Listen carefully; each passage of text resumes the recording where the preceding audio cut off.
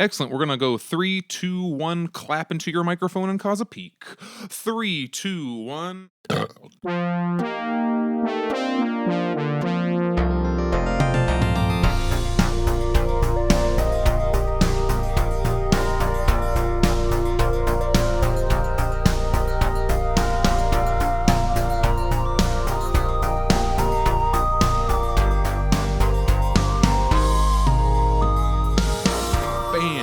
North to west, complete audio domination. You mean north to south? North? Did I say north to west? You did. Just got Kardashians on the brain. Jeez. North to west. Oh my God, you said Kardashians, and I have been only watching Star Trek since the beginning of the pandemic, so I'm like, yes, the Kardashians. You've been keeping up with the Kardashians then, yes. Yeah. Keeping up with the Kardashians, yes. Make the Alpha Quadrant great again. We need a new Gaul to turn this country around. Oh my God. Gaul Biden is now here to change the wars from slightly in this direction to slightly in that direction. And now for our special segment, Assassination or Accident with Garrick. Accident again. It's always accident. Before I get ahead of myself, you will hear 2 extra voices in this, and we have with us today Sage and Richard Bigley from the podcast Occultae Veritatis. Say hello, friends. Hello. Greetings. So if you guys have not heard, dear listener, if you have not heard Occultae Veritatis, it is good luck spelling it. I think I can now do it without having to look it up because there's 2 C's in it. That's what always tripped me up before. Rather than me describing it, how would you both describe your own podcast? I don't know. I don't listen to it. Shut up. Yeah, well, I don't know. it's hard for me to even describe what it is because for ours, it's like, we talk about current events, we talk about politics. To go over what OV discusses, you had an episode the other week that was talking about the public universal friend, colonial America's most famous non-binary resident, and before that, you talk about police brutality, you talk about like alien abductions. We did a thing on like the Mothman, but then you'll talk about Joe Biden for 3 weeks in a row, like. How do you encapsulate all of the things that happen on that show? It's a mishmash of everything we're kind of interested in. So like politics and history and historical analysis, true crime, and just weird shit that we come across, I guess. I don't know. It's like the least frequently read pages of Wikipedia, maybe, is kind of a good way to start on our episode topics. Yeah, we all kind of have things that we're into. So, like, I am into, like, the darkest fuckery. So I like serial killers and, like, creepypasta and, like, mass murders and terrible human experimentation. But, like, Richard will do, like, QAnon and, like, Hollow Earth and... Ood likes unsolved mysteries and more historical stuff. So I wish it was just called the Dark Fuckery Department. I just want that to be a thing. Sage Murray, Darkest Fuckery Department. Exactly. I'm like, darkest fuckery. Oh, do you put on a blindfold? Yeah, basically. You just made it 50 Shades of Grey. Shame on you. I haven't even read that book. I know too much about it because I've not read the book either specifically, but I've had enough YouTube people who have read excerpts at me and like dissected the movies and the whole like copyright issue thing of how that book is kind of based on Twilight, which is kind of based on, which is problematic in itself. Like, how it was first a big fan fiction. It was a fan fiction that then became published. There's so many freaking angles. No, thank you. 50 Shades of Grey, very interesting, but not for any of the reasons the book wants you to think it's 50 Shades of Grey, unintentionally representative of non-Euclidean geometry. The thing that hooks me onto OV specifically is, I don't know, do the cool kids call it OV? Because I'm just doing that. I'll just call it the Egg Podcast. The OV. Oh, no. The ovum? OV pod is fine. Our radio demon calls it OVPod, which sounds like ovipositor, which is funny.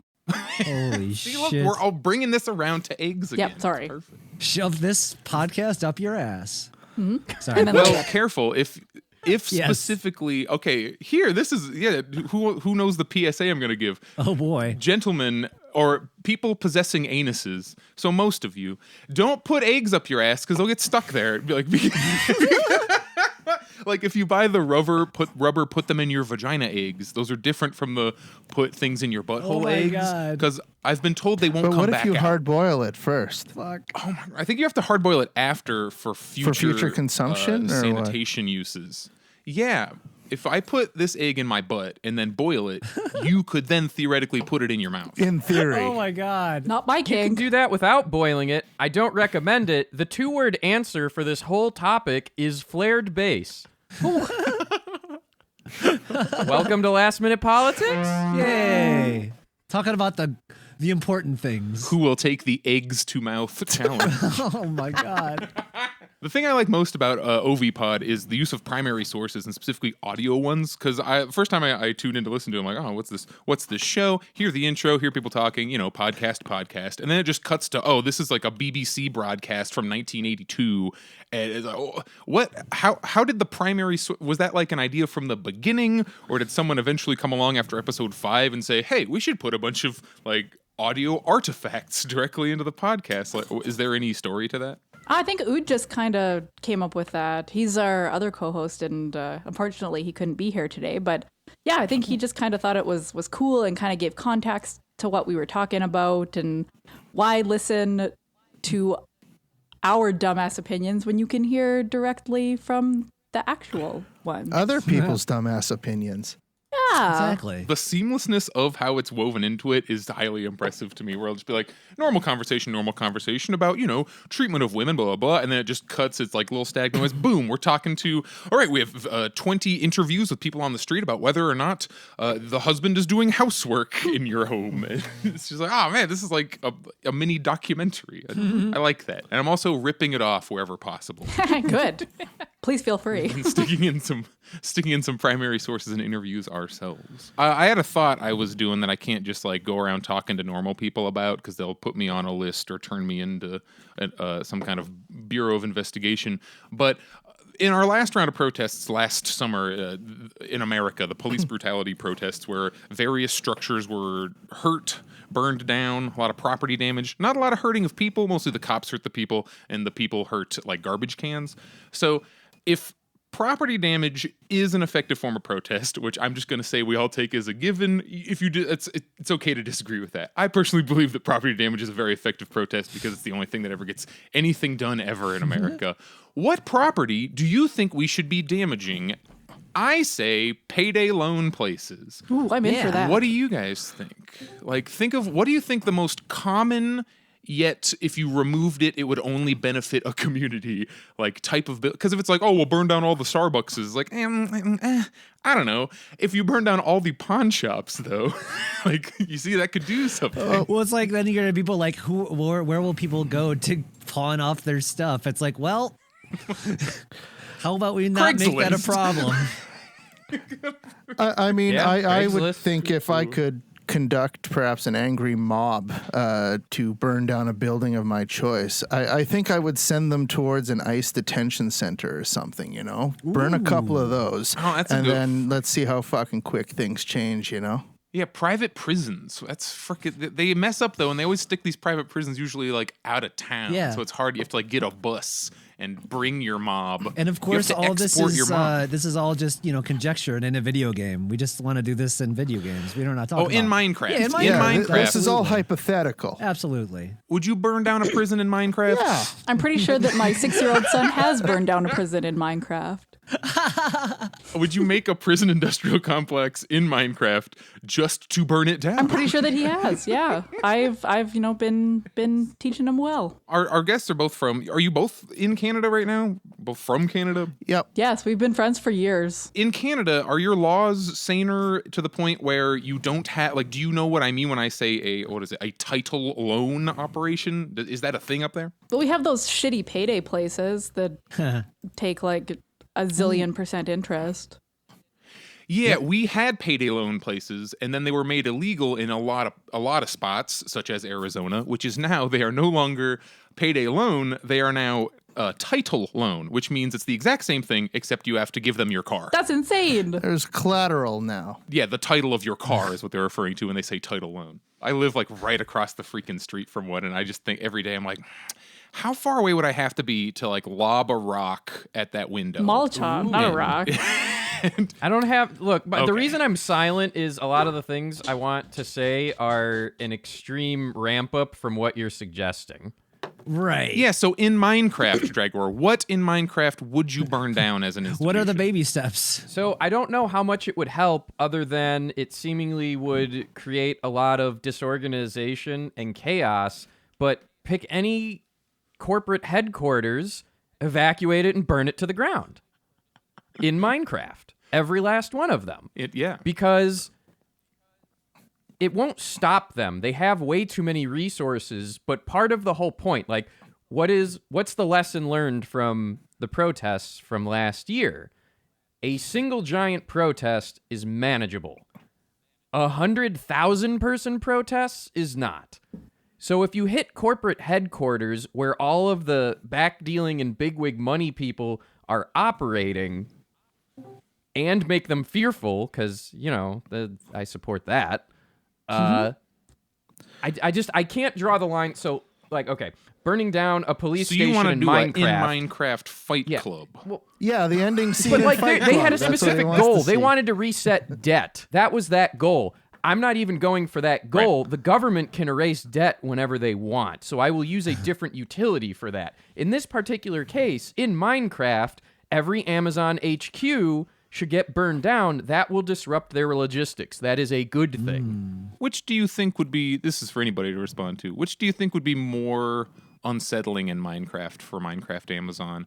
Burning down like headquarters getting attacked or destroyed? And again, when we're saying this, we are talking strictly property damage. We're not saying that you pull out the executives and murder them in the streets. That doesn't need to happen. We don't need to hurt people. We can hurt property because property has no feelings. Property has no parents, children. There's no like obituaries written for property. It's property. It's all insured. It is, yes. They'll probably end up with more money out of the insurance claim than freaking when they started. Which do you think would be more effective, taking on like a headquarters or a distribution plant, like a warehouse? A distribution center. Yeah. That's definitely the thing is the distribution center because that's where the money gets made. The headquarters, you got a bunch of high paid executives, but the distribution center where all the labor is where the value gets put into the Amazon product. And it's full of stuff that they own. So let me play devil's advocate for that. Exactly. The devil's advocate to that is that puts those, so like all the people that work there, if you burn down a distribution center, as abusive as that relationship is, then they have This nothing. is the paradox. This is kind of is it, isn't it? Because anytime any property damage happens, they're like, well, what about the people who work at X, Y? Well, you could make that same argument about payday loans, though. The people in those communities rely on that as well. I think something that we should mention is like Americans abhor violence, and right wingers are going to try to make this seem like violence as much as possible. Like they killed their baby when we just burned down a building. No, they So, abhor like- violence against good working people that have Exactly. earned it. Yes, exactly. Very true. Not saying that any of the people that we're talking about have earned it, but that's how it will get projected Yeah. from that side. But let's just say historically, violence is not great.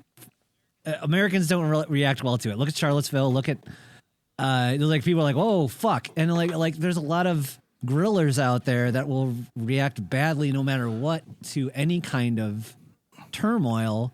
But hopefully, we can reach those who are like, "Hey, we didn't hurt anyone." That's why I think like the hyper localism of these situations. Like we all remembered the video of the lady who was talking about how in Cleveland they're like, why are you burning down your like valuable entities? It's like, well, we don't own any of this In Minecraft. in Minecraft. Yeah. Well, this is in real life. In real life Cleveland, not Minecraft Cleveland. And she's like, how the people who live there don't own any of the things. Like they do not. These companies show up, the title alone, fantastic example. That's not like, oh, the community of Glendale, Arizona got together and decided, you know what we want to do? We want to be able to ruin our lives financially for like $50 short term. Nobody did that. No one thought that was a good idea. It's a company from outside came in, extracts that money from your community and sends it somewhere like probably into one or two people's pockets. So if you destroy a McDonald's in Minecraft, the McDonald's itself isn't really providing value to that community necessarily in the first place. Yeah, like in the terms of their like minimum wage paychecks, which we all agree is fucked and should be more. But the McDonald's money, the actual sales of those burgers, it does not stay in your town anyway. So like, I would be like, well, maybe if we burn down these horrible businesses, we could make some that where the money stays here. Like maybe we could make Jim's Burgers, where when at the end of the day, Jim lives here and spends money here and like is part of this community rather than it being, rando multinational corp is here to suck all the money out of the poor people of your area. Can I reframe my suggestion then? Oh, sure. That's what this is about. It's not so much that I'm against burning down a distribution center and putting those people out of work. I want to take all of the things out of that distribution center and just give it to that community and then burn down the building if it serves no use. So we've it's got just there. the capital, not the stock, hey? Yeah, distribute the stuff to the people who like, Redistribute, redistribute to the workers what they've earned from the distribution center, and then we can get rid of the distribution center. I mean, it's not holding anything anymore now, so. Yeah, Honestly, where's though, the I would harm? still take over those distribution centers and turn them into giant LARP facilities.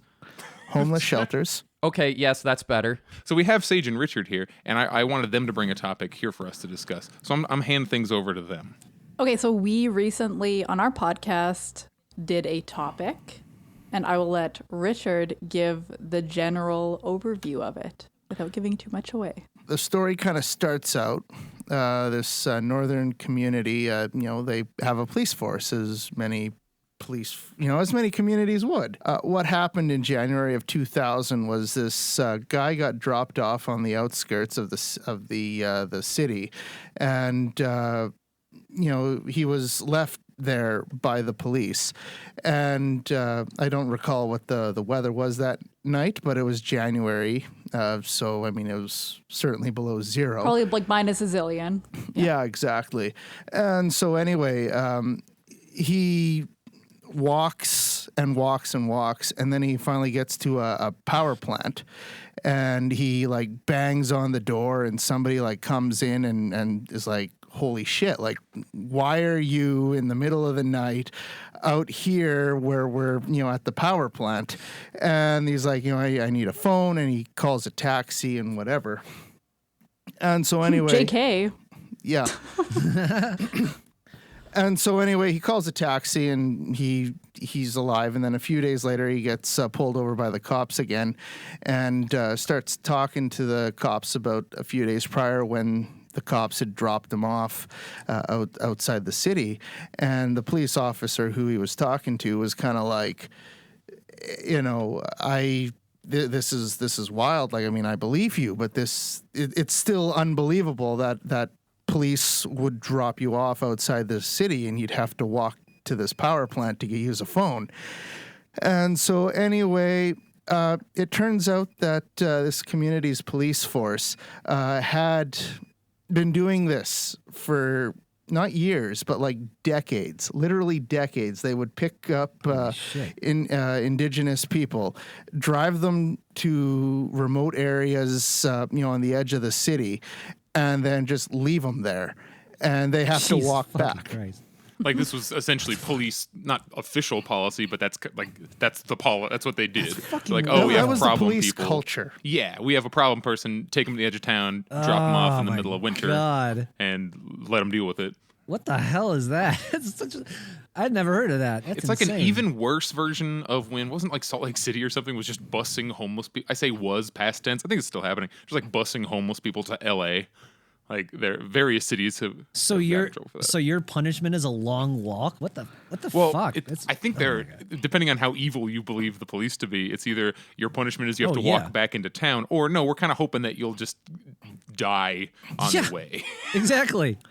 Yeah. Whoops. Not our Well, fault. and Yeah, that's it's not the thing. technically murder, is it? Well, that's the thing about this is that there had been a number of bodies found in remote areas of Jeez. indigenous people. And these were areas where there was no bus access, really no residential areas, just like purely industrial factory trucking places In the middle of the night. like no yeah, Yeah. in the middle of the night. In the middle of winter, in the middle of the night.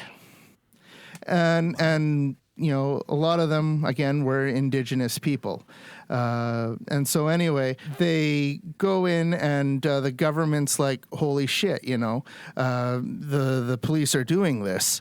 So they set up an inquiry into a number of these deaths. And one of the more, I guess, well-known ones is the Neil Stonechild inquiry. And so this starts in 2003, and which they look into the death of Neil Stonechild, who died in November of 1990. So like 13 years earlier. What city is this all taking place in? Saskatoon, Saskatchewan, Canada. Yep. Where we live. It's a local story. I don't know if the American style of policing has just migrated north, or if it has always been like this and we just don't pay attention because it's Canada. But I sure, when I first heard this, I'm like, oh, this must be in like Minnesota or like North Dakota or something, right? And it's like, surprise, this is in the supposed utopia of Canada. And they call them Starlight Tours. Yeah. ACAB, you know, it's ACAB. Like even Canadian police fall under ACAB, you know, in addition to your cop uncle and Odo from Star Trek and Mulder and Scully. ACAB, all of them. Odo is not. Yeah, absolutely. He is not. Odo is only as good as the people around him. So if you're in America, you hear a lot about the, continued atrocities against our indigenous population, and that's still, my understanding is that's still very, very, very true in Canada as well. Yeah, Canada's almost getting the spotlight. They've just had a rash of like very visible incidents, and I don't terrible. know. My specifics are rusty, but there's a river or body of water where the people who have lived there for millennia are like, oh, you can fish here, but then like the local colonial fisher people aren't allowed to, so they're like attacking the indigenous people for fishing on a body of water that is named after them. They're like, you aren't allowed to fish here. It's always the argument is, but there's all of this money there, and we like, come on, we can just take it, and then, like, it's almost always it too. Oh, the law enforcement and their relationship with, government and law enforcement and their relationship with the Indigenous peoples of Canada is certainly strained at probably the best of times. There's like Wet'suwet'en, where the RCMP were used against, people blocking rail lines and pipelines to, stop the moving of oil, through the reservation. Sorry, that's the sound of my silent rage building. You may think that Canada's all sunshine and rainbows and our hot Prime Minister dancing at Pride Parade, but it is not cool here, especially where Richard and Ud and I live. Like, we live in Saskatoon, Saskatchewan, which is one of the hearts of bigotry, I guess, in Canada. It's Alabama of the North, I guess. No offense to the people from Alabama who are, I guess, like-minded.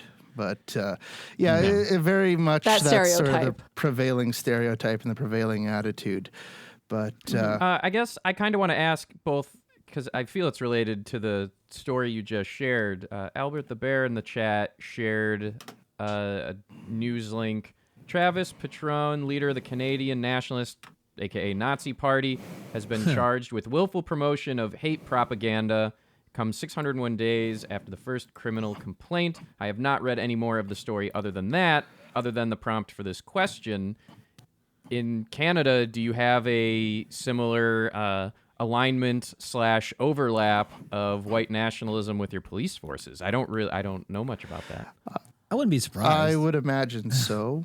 There's certainly incidents in the past that you could refer to, nothing immediately coming to mind, but if one were to Google it, I'm sure you would find a number of white supremacist, publicly white supremacist police officers in Canada. It's just rotten through and through with regards to policing.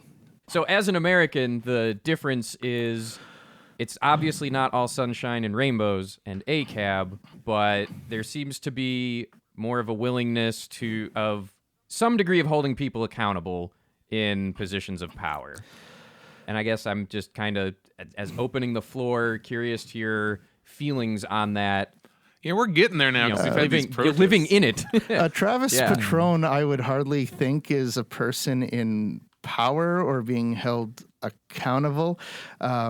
He's kind of, well, he's certainly on the fringe. He's also run afoul of the law a number of other times as well. He's sent cease and desist letters to press who report, true, but bad-looking stories against him. He's certainly a problematic figure, but I certainly wouldn't consider him to be in any sort of power. I mean, he is from Saskatchewan, where Sage and I are also from, but he's I don't know. I've actually this past weekend we'd recorded an OV pod episode about fascism in Canada. So if this is an interesting topic to you, certainly subscribe and listen to our podcast. So. I don't want to ape the rest of the story, and if you want to hear the details, they have 2 episodes on OVPod about Neil Stonechild specifically. But like to breeze through it, if you had your eyes closed and you were just kind of gonna guess like how does this whole thing progress with this investigation and these various officers, and you just like plugged in all the stuff that happens in every single American incident of this exact same kind of crap, where it's like, oh, this person says this very provable thing happened, and all the evidence points to it, and the cop starts out with, oh, I don't know who it is. I don't know. I've never seen anyone in my life. What is a cop? And then like, oh, here's all this mounting evidence of how that cop not only is a scumbag for this particular thing, but here's all this other shit they lied about. And how many dozens of people, like it just follows the same cast and like, oh, look, wow, not really that many people got in trouble for this very obvious like murder that happened, like attempted murder that happened. And they did lose their jobs. They were never criminally charged or convicted. I saw you post about them getting fired. What, like, were they fired recently, or was that a while ago? No, they were posted early to mid 2000s is when they lost their jobs as cops. Okay. But the incident happened in the 1990s. Yeah, this happened in the 1990s. It took 13 years, and like the family of Neil Stonechild went to the paper and talked to police officers and all that shit. But, because they didn't file the proper paperwork, no police complaint investigation was ever initiated, despite being on like the fucking front page of the local paper, Oh, we lost your fucking with form. their grievances of this investigation. The cops just ignored it and said, well, you didn't file a formal complaint. And that's where it sat basically until this inquiry got started, because the guy who got dropped off at the power station, his name was Daryl Knight, and Daryl kind of brought spotlight onto this practice that the cops were doing for decades. He was the equivalent of the viral cell phone video here that would spark a big thing, and like you said, he was the one who survived to tell the tale. So now it's not even that now we know about it, because everybody they knew about it. It's just people now mainstream believe them, I guess. Yeah, exactly. Now we have to deal with it, is kind of the thing. Yeah. Like, oh, fuck, so many people, this has happened to so many people. We've had so many reports. Like, I guess we better fucking deal with this shit now. I swear, I don't know if it was specifically this, but I swear I watched some episode of Unsolved Mysteries, and in the thing, they're like, mysterious appearances of frozen bodies on the outside of town, and like, you're like, oh, is it aliens? Like, no, it's the cops who don't want to do their job, so they drive you to the edge of town and try to kill you. Well, one of the things about Stonechild is when the police were asked about why he was in such a remote area and why he would be out there at that hour and minus 28 Celsius, which I'm not sure what that is in Fahrenheit, but It's cold. yeah, fucking cold. Fucking cold, yes. Yeah. And they're like, well, why would he be out there? And one of the investigating officers, his explanation was that he was walking to turn himself into the correctional center, and that's why he was out there. And it's like, well, why would a juvenile walk to the fucking outskirts of the city to turn himself in at a correctional center? Like, that just doesn't make any sense, No, it was bullshit. Yeah, it's like some Occam's razor shit of like, is it more likely that they walked miles and miles out of the way with I listened to the podcast with one shoe to go to some obscure correctional facility that isn't even where they would be sent, because as you said, like they're like a minor, and they wouldn't go into walk to the adult prison past all these different police stations to get to it. Or is it more likely that the cops saw a teen that they considered like a troublemaker, and oh wow, coincidentally his skin is a certain color and he happens to be in a certain ethnic group that we don't like, so we're just gonna take him for a ride. And it's like in America when there was that guy who they accidentally killed him because they were giving him a quote rough ride, which is where you purposefully don't secure somebody in the back of your car and then take turns at 1,000,000 miles an hour to try to fuck them up, so they bounce around the back of your car, snapped a guy's neck and he died. And now suddenly, oh, this like weird frat bro bullshit that we try to do as our like Batman street justice is killing people now. So now, like you say, it's a problem we have to deal with. It's not now. They always were murdering people. It's been Exactly. It used to just be they'd shoot you, and then as certain societal things changed, they had to invent plausible deniability ways to murder. Yep. Ways to hide the violence is always the next step for conservatives that want to hide their dirty work. As long as you hide the bodies, we've shown that works. Hell, one thing that the Iraq War taught me was that like as long as the bodies are over there, a lot of people can just ignore that. But now when the bodies are here, when they're in your town, it takes more steps to obfuscate that. And there are people out there who are very good at doing that. We got to fucking point that shit out. I think I got a synthesis that'll like coast this into our next thing. So like, we're talking about the commonalities between policing in the United States and policing in Canada, even though we like the grander zeitgeist, the cultural belief is supposed to be that, Canada is this level of good and America just like makes mistakes and can't quite reach Canada's level of, I don't know, goodness or whatever. But if we remember that, hey, here's the word, neoliberalism, the pervading ideology that takes over America, that currently runs like it combined with in its use of capitalism, is why things are how they are in the U.S. Biden is a neoliberal. Trump, still neoliberal in his ways of thinking, where it's like very market focused and, we're all about rights unless they mess up the capitalism part. Canada with like Trudeau is very neo-lib. He is very Obama. He's very, I want to paste a happy face on a problem and act like that is a solution rather than actually attempting to solve it. Because as much as we're messing up our freaking pandemic response, Canada is doing better, but still, like, it's still austerity measures. It's still checking, are you poor enough to get this money? They're just a little bit better than us. But as long as your system is run on capitalist neoliberalism, you will arrive at these. You will get the cops that find it easier to just beat people up than actually try to do their freaking job. Well, and that's the thing about Trudeau, hey, is like during the Black Lives Matter protests over the past summer on this side of the border, Trudeau like masked up, not in the anarchist way, but no black bloc Trudeau. No black bloc Alas. Trudeau, unfortunately.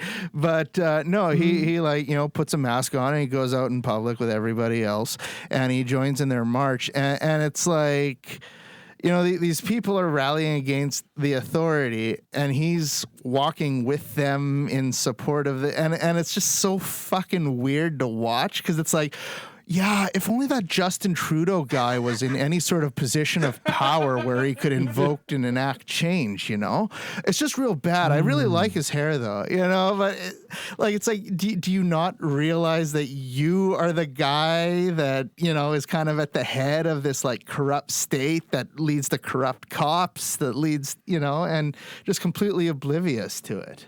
Well, I'm sure he knows, but I'm sure at the same time he's, it's an act. It's like Ted Wheeler, the mayor of Portland. He also masked up, went out with the Portland protesters, said, "Oh, I'll stop tear gassing you," and then went back in his office and ordered more fucking tear gas. Precisely. Yeah. It's the brain hack of, if someone is in the group with you, the tribalism part of your brain goes, they're in the group with me, they must be good. Team sports. Like, it's straight up a thing that our brains are wired to do. It's not good or bad, it's just how we are, and that is specifically an exploitation tactic that politicians continue to use. It's how you end up with Trump gassing people for a Bible photo, and that is bad to all Democrats, and how you get Ted Wheeler gassing people because he doesn't want them to stand outside of the courthouse, and that is good. Because one is a Democrat, one is a Republican, and somehow that changes what things are. Yeah. Rush Limbaugh died today. Call it Thank fuck. Wednesday, February 17th. Fucking riddance.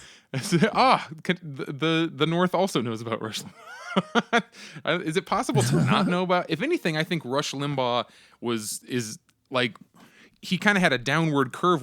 Do kids these days, do younger people know just how big of a deal Rush Limbaugh like was throughout his? That is definitely a boomer star. Yeah. So I don't know. I don't know if like if you are old enough to have grown up where the radio was still a big deal because there was a lot of overlap between the internet and radio before it really like went away as a mainstream thing compared to what it used to be, and like that's where I would estimate the cutoff is. yeah. If you are old enough, or it depends. If your parents are older and you might not have heard it directly, but you grew up in a Rush Limbaugh household. That's the biggest thing I keep seeing on Twitter, actually, is a lot of people saying, like, I never wanted to engage with this, but my parents were in this cult. That's how big of a reach this guy Wasn't he had. on Family Guy? Yeah, he's on fucking Family Guy. Yeah. What was that and- all about? And don't get me wrong, Seth MacFarlane, Yes. he very much supports almost everything that Rush Limbaugh hates, but somehow they did this Ellen DeGeneres style.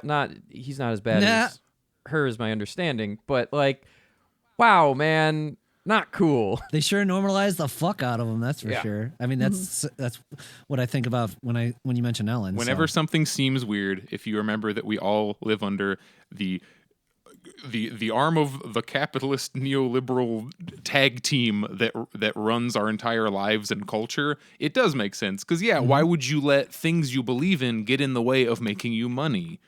Yeah, exactly. Like the market has dictated, like you do it, and then if you have good ratings, what you did was good, and if you have bad The ratings, free market dictates? What? Yeah, you let the free market dictate whether or not Rush Limbaugh is a harmful thought leader. Ooh.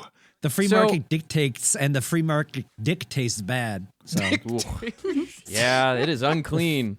that's very unclean. Okay, so the reason I bring this up, not because it happened and it's a mainstream thing, but the corollary I want to bring up is when Jerry Falwell died. So to be clear, regardless of what our various thoughts around the thing are, I'm not looking to get into anti-theism, especially because I'm going to bring up Christopher Hitchens, but it's this tone policing around when someone who has supported reprehensible things dies. That is the point of this. I'll share it again. Christopher Hitchens said, if you were to give Jerry Falwell an enema just before he died, you'd be able to bury his remains in a matchbox. And that, among many other things Christopher Hitchens said at the time of Jerry Falwell's death, became a news story in and of itself on the, well, what about his family? Don't they deserve some peace? To which Christopher Hitchens emphatically goes, no. We like to clutch our pearls here in America. It does seem we come back to this, how dare you speak ill of the dead every time someone who's caused so much pain and suffering dies. And these are the same people that have no problem pointing to a black kid going, well, he shouldn't have worn a hoodie and looked scary. True. He had a record. Yes, it was a rap album, and It was a gold record. Imagine if there were like other dead people that were revered, or I guess, held in that regard, where you're like, well, you can't say bad things about the dead, say Hitler. What if that kind of mentality was applied to like Adolf Hitler? Or Margaret Thatcher. Or Thatcher, yeah. I was at the Fuck that pool bitch. the other day, and they were like, hey, Bigley, what's your favorite stroke? And I had said Thatcher's. Ah. that's good. The Hitler one, there is discourse for that, and it's, well, yeah, he did bad things, but here's the good things they did. Like the people that support fascism and racism always have a pivot to pointing out something good. And the same thing happened around Jerry Falwell, and the same thing's happening right now around Rush Limbaugh. Like, people are praising his influence on political discourse in America. He is a key piece for why we had fucking Cheeto. Yep. So to that I say, yes, good riddance among many This other is another reasons. thing that it's very like slider. It's very like on a scale. But I want to talk about personally, I guess, for me, and I want to hear this from everybody else on the call also. Like, how do you differentiate who, when you hear of in death, do you like? We all kind of make a mini. There's a mini split second decision when you see blank dies at age blah blah blah, like on Twitter, and it's either going to be like, oh no, or like, oh well, or in this case, it's going to be more like well. It's like my reaction was it's about time when I saw Rush, which isn't necessarily me. Like it's not celebrating that he's dead, but it's more just an expression of here is a guy, and this is my criteria by the way. This is what I'm curious for you guys about. This is a person who spent his entire life enjoying the more riches and luxury than any of us listening to this will likely ever experience. He got to go through 70 years Right. saying anything he wanted to say over the air, and he was given at the end of it, he was given the Presidential Medal of Honor for it. He's made millions and millions of dollars. He's sold hundreds of thousands of books. Everybody knows his name, and the worst punishment he got was dying at age 70, surrounded by his friends and loved ones of lung cancer. Technically, he died alone at night, choking on his own vomit or liquid or something like that. But it was He cancer certainly did not die complications. of, for instance, in the same way that the HIV patients that he was mocking in the 90s had to die, alienated from their families, partly because of the very message that Rush Limbaugh himself spreads spreads, because he's got a fucking YouTube channel. People will keep listening to his stuff. So that is the combination that it takes for me to see a death of a human and think that's fine. What about you guys? I would say, especially the past 4 years, my adherence to pacifism and all life is precious carries the following asterisk these days. If you are in some form of position of power and the things you do in your life has tangible negative effects on others, up to and including inciting hate crimes and outright death, and there has been no attempt or no ability or systemically no ability to do anything about it or bring any kind of repercussion, then I am cheering. Like, I am genuinely, I felt relief that one of the biggest instigators of harm is gone.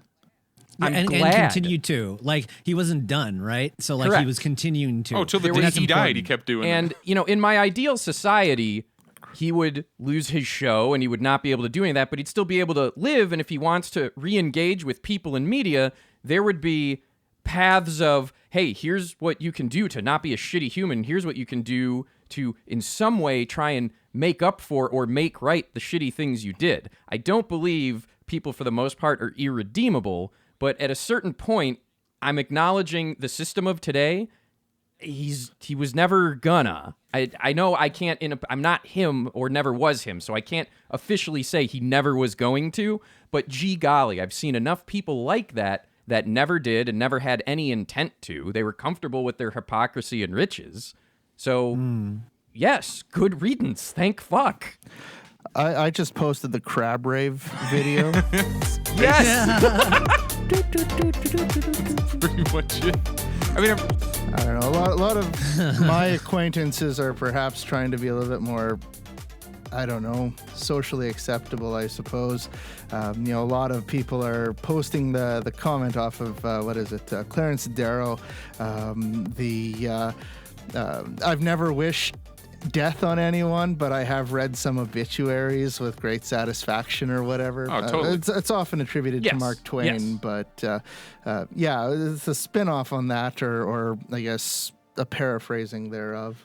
I like what Dragor said, talking about how if for the only reason that I would want someone to not die is to give them more and more opportunities to decide to stop doing the thing. If last week Rush Limbaugh had been like, you know what, I've thought about my whole life and here are all the mistakes I've made and I was wrong about this and I'm so sorry, I'm gonna do everything I can about, like, that would be something, and then we could have like a conversation. But it wasn't that. He went down with his own ship, believing firmly that he is just fucking right about everything, was a blessing to the earth, and we were all lucky to like have been in their presence. So are there any other, I guess, Sage and or Richard, what influence how big of a reach did Rush get into Canada? Like, did you guys also have like weird uncles who were way into Rush, or parents, brothers, sisters, or was that less common up there? There's only one Rush we talk about in Canada, and that's the one belonging to Geddy Lee. Nice. So speaking of the capital L liberals, and by the way, if you ever hear us saying liberal on the show, just stick that neo right in front of it, because it makes a lot of people more comfortable if I'm like, oh, I don't mean the liberals, I mean the neoliberals, which are very different, I've been told. I've been told there are huge differences. No. Nah. Neoliberal versus the classical liberal. Yes, the Kantian liberal. For me, it's my brother who is that picture from Always Sunny, where it's like, I take both sides of every argument, so I never lose. That's to me like the modern neo-lib. I'm fine in this hell world right now. Dragor specifically wanted to attitude. talk about this, but right now, and he's gonna. I'm handing it off like an Olympic. They. Yeah, they. Oh, Jesus! Let me redo that thing. No, don't associate Jesus with me. I Look, don't like that. I have to get in a holy mood to smear some ash on my face, and You don't have to edit off the fuck up. This is a teaching moment. Yeah. so they've been looking at the situation in Texas. Well, we've all been looking at the situation in Texas and all of North America, watching these insane blizzards go by. And what we will see are a lot of neolibs, or capital L liberals, shitting on Texas and the greater trend of just like kind of shitting on red states in general, which has been going forever. Heck, on this very thing, and this isn't like a call out, but in this very thing, we made fun of Alabama for a second. Like, it's just part of it. It's just everybody goes, those goofy southern rednecks and their inability to vote for meaningful change that positively affects their life, while at the same time kind of ignoring that a lot of these elections, like, we know these states are gerrymandered, we know that they're losing these elections by sometimes like 0.01%, and we know how much voter suppression goes on in red states, yet we continue the narrative of like, these dummies just intentionally keep fucking themselves. So, of voter turnout, just to clarify, for the presidential election in 2020 in Texas, almost 5.9 million people voted for Cheeto, and almost 5.3 million voted for Biden. So, to be clear, when you say, haha, fuck Texas, and this is just the voter turnout that was there, it's not counting, people under 18 that can't vote, that are essentially innocent to And all all the of voter this. suppression. And the voter suppression. I'm just saying, like, the number of people that you are pointing and laughing at, going, yeah, but fuck Texas. Like, people are dying or having very awful things happen with this natural disaster. And considering like, I have some friends in Texas that are scared. Yeah, the I do. rotating Yep. power outages and everything. we're with a quandary where it's like, do those 300,000 people make all of Texas somehow like the undesirables? Like, do the 200,000 people that like the 200,000 more voting Republicans in Georgia or bad example, they went blue this time in Alabama or whatever red state. These are all pretty small margins. Like, very few states are like 99%. Nobody's 99% voting Republican or Democrat, and that only considers, like you said, the people who are able to vote. How many people live in Texas? I think it's a lot more than 10 million. And so this is kind of like, I guess, how you feel inside about things. I don't know. What do you think about this? Texas has almost 30 million And population. 300,000 So- people, in some people's minds, have made all of Texas. They deserve everything they get forever because a few 100,000 more people voted for the former president than they did for the current president. I think that's fucking ignorant. Well, it means that it just means that their compassion only extends to party lines, you know? It's not a universal human compassion. It's just like, oh, no, you voted for the wrong guy, so like fucking freeze. Yeah. Don't care kind of thing, you know? Well, that'd be like if suddenly, say, we had a tsunami in Saskatchewan. Like, obviously that we're landlocked, so that's not going to happen. A But- landslide. There's a lot of things going on if we have a tsunami. Yeah, no, like that's fucking stupid, and I don't think there's any argument for people being like, "Ho, they voted Republican, so have fun with your fucking giant snowstorm that you've never had in your whole lives, Texans. Fuck you." No, that's fucking stupid. It makes me mad, and there's no argument for Well, it. it's like what Richard and Sage Yeah. just said. What you're basing your morality on, is it based on caring about people, or is it about team sports? Because it kind of feels Because like that's the conservative playbook to like hypocrisy. I won. So like it's kind of the same way of like you didn't pay for things and now you're suffering. Well, got what you deserve, kind of thing. So yeah, it's not you're not trying to solve the problem. You're just trying to be right. Yeah. Well, it's like saying like if there's a whatever in California, well, it's God punishing you because you like gay Jerry people. Falwell. Like, go fuck yourself. That's fucking stupid. No. Oh yeah. I'm all like ragey about that. It's very dumb. So Yeah. I think we all share the same rage aspect. I wanted to open with that as the gateway to the actual policy enacted things that are now having real repercussions. And that is Texas specifically being on their own energy grid to avoid federal regulation. And that is directly causing harm and loss of life to its own population. Could you imagine if they had actually seceded? Be like, fuck. Okay, if they actually seceded and then had this happen, in one breath I would be, gosh, we should send humanitarian aid. And then on the other, I would go, this is what happens when you let these people run Right. things. Biden decreases know. foreign aid to Texas amid blizzard. that headline would knock my head off. Biden can go in and throw paper towels. Well, and then you you look at the politicians all calling for support and aid, and which, I mean, rightfully so, they should. But at the same time, it's like you look at those same politicians like Cruz and his record when it comes to aids for other disasters, and like he votes against the Hurricane Sandy aid. And, there's a number of other situations in there, mocking the California blackouts over the summer as, this is what happens under socialism, as though it's somehow power and socialism. As if that's actually right. socialism there, too. Yeah, exactly. Isn't that how like Atlas Shrugged ends with like a power outage or something? I don't know. Of course. It's clearly the invariable end to socialism is the lights turn off, Because nobody will work. And like, I was gonna, but someone else will do it. So, my question to the group on this is, okay, this has happened and now we are here. What is the policy or response you would like to see that is more than just obviously helping people? So my example is the More than federal words. help that comes with it has to come with the mandate of you have to rejoin the federal grid and you have this amount of time with federal support to Rejoin the unfuck union. this. Yeah. Okay. Yeah. Like, That makes sense to me.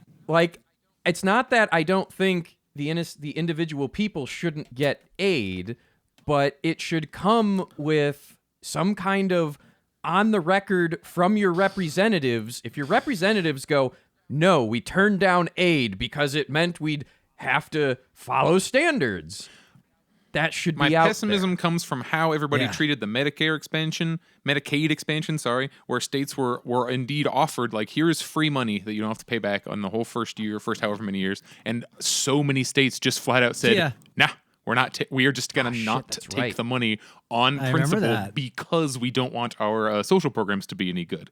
What I see, like, going, Right. because we've already mentioned Ted Cruz and them and the messaging that is coming out of the right wing, which is that somehow this is the fault of solar and wind power. They're trying to say that, like, oh, the windmills don't work when it's cold, where people are like, yeah, I live in the Arctic Circle and our power is provided by wind. That isn't actually how anything works. And I think they're going to get away with that. And even though, yeah, these power outages are apparently 80% plus, I saw somewhere, natural gas and coal. The power plants that are, like, can't operate because of the coldness are not solar plants. They are not wind plants. They are natural gas and coal. And I'm wondering where the counter messaging is. And I get scared that, the Democrats don't want to piss off the fossil fuel people either. So the Republicans get to go. Our Democratic president emphatically supports fracking for reasons I still don't understand, other than just being bought and So the paid Democrats for. cannot get on TV because they've put themselves in a corner where they can't and go, hey, look at all these problems with fossil fuels. We sure need to get off fossil fuels. They keep saying that this is, like, green energy's fault, and that is complete nonsense. Here is why. Like, you don't get that counter messaging because they don't want to piss off the donors who need them to not say that. Like you just said, Biden is so scared of like making rich people in Pennsylvania angry that he won't commit to not fracking, even though he said that. And he's like, well, no, on federal lands. And it's been this whole freaking limboing under making sure fracking still happens while saying that it isn't nonsense. And the Republicans get to just go, we love killing Earth, and that's what we're all about. And they just get to be on the news saying that 24 hours a day. And the Democrats just have to sit back and go, yep, you just get this one. This is a freebie, and you're allowed to just tell everybody in the country for weeks at a time how this blizzard was somehow caused by wind power or whatever the fuck. I do think what you said, Gregor, is a good, like, within the system, that is a thing they totally could do kind of easily. And it wouldn't even be that radical or a shakeup or a big deal, and they won't, and that's even more frustrating because I don't think it's nearly enough. Anybody else got like potential things that could be seen as solutions or approaching solutions? Oh, you said things to burn down, except it would hurt power grids, except there's ways around it, but hey. Don't burn down a natural gas plant. That won't end well. Don't do it in Minecraft but or it real will life. It will create some Pepper, it'll create some excellent real-world special I thought you were going to effects. say heat. I was going to be like, I mean, yeah, I guess. No, I swerved. Fucking Austin Christ. must heat itself by burning down every chain store. That's how. Yeah, it's funny you mentioned the chain store thing. We have McDonald's headquarters around here. If you burn that down, I think every other McDonald's is going to be like, oh, well, I guess we got to keep going.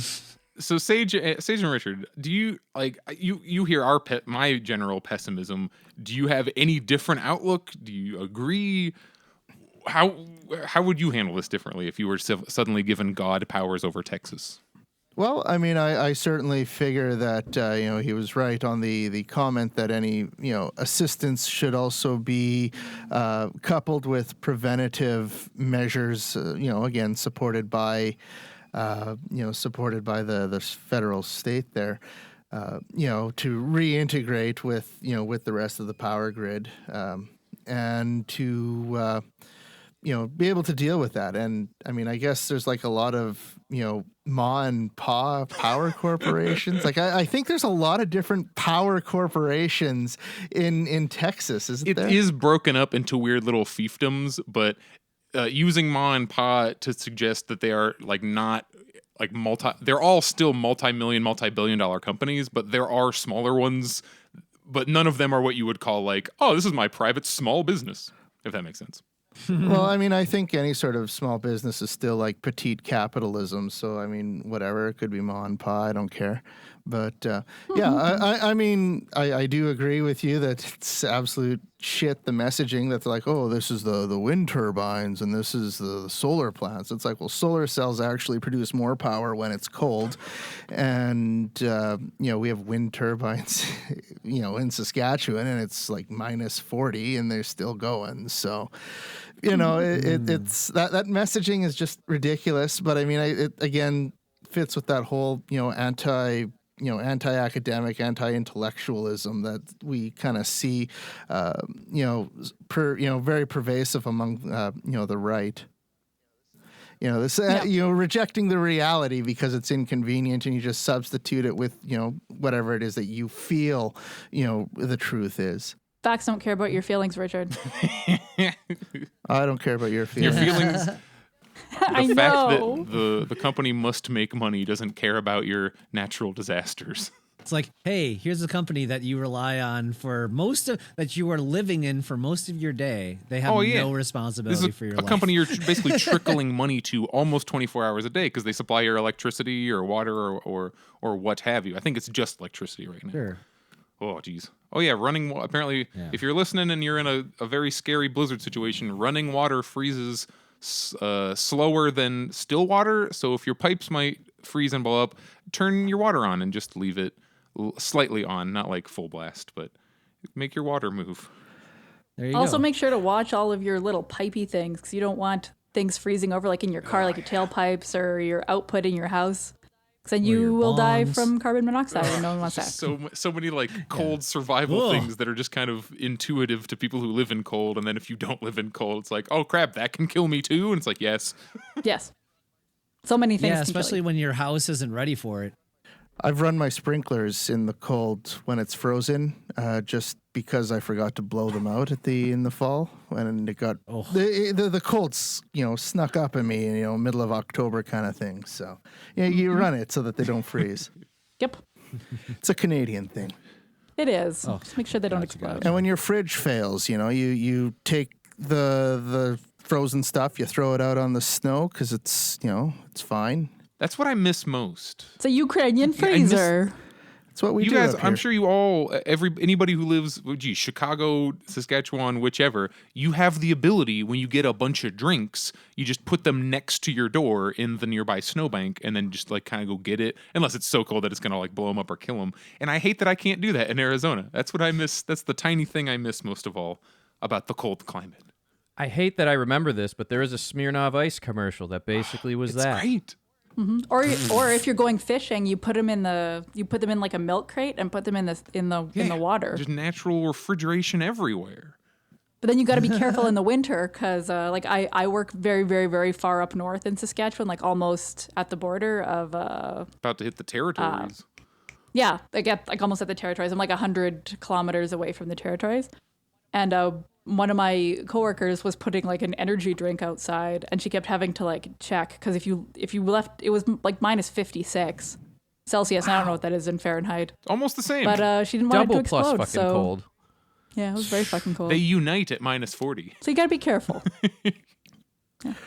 There we go. It's minus 68.8. So yes, minus 69 Fahrenheit for the Nice. people who don't use the metric Frick, when did they system. line up? I know they line up at one of the minuses because the Celsius degrees. It is Minus 40. 40. Okay, so I'm right. I'm not out of my mind. Yeah, it becomes where Celsius is like, oh, minus 50, and then like it inverts where suddenly, oh, Fahrenheit is now the colder one because the degrees are smaller. We've hit it. This is like we have all the capture that we need for a pretty darn good episode, so we can essentially coast to the end. I'd say now. so. Awesome. I think we've said all we had to say about. Yeah, this is what happens when I do a Said show thing. sober and on caffeine. Look at me. It's too efficient. Caffeine usually evens me out, actually. don't I have know. ADHD, so caffeine makes me tired. Ah, that explains a lot. Definitely Yeah. makes me more likely to like yell at strangers, in like either a combination of road rage or more recently just yelling at people who don't have masks on because it's the only semblance of control I can rend out of our hell society. I know it doesn't do anything, and I'm probably just like, if anything, it's worse. But it's the only thing No, it keeping is me from not. losing my mind is No, in the it's better. Kroger. I gotta go. If your nose is out, he doesn't even do anything. Just put it, and I just walk out while doing this. Like I'm that guy already. I've taught my 6-year-old to loudly ask, "Mom, why are they wearing their nose out of their mouth, out of their mask? How Yes. is that? Like, how does that work?" So he'll like say that really loud when we're out. That is drag. It's Whereas great.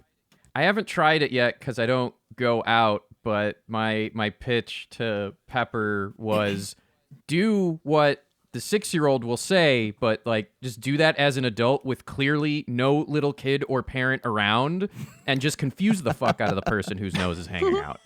I like that. It looks like your dick is hanging out of your underwear.